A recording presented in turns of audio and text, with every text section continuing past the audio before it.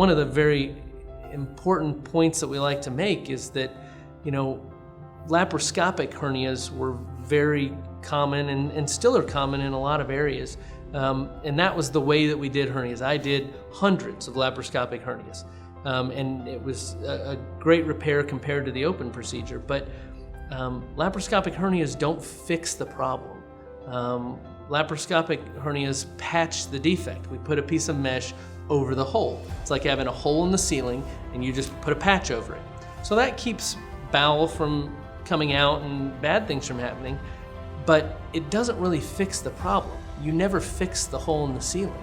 So the robot actually has allowed us to go back to fixing the actual problem.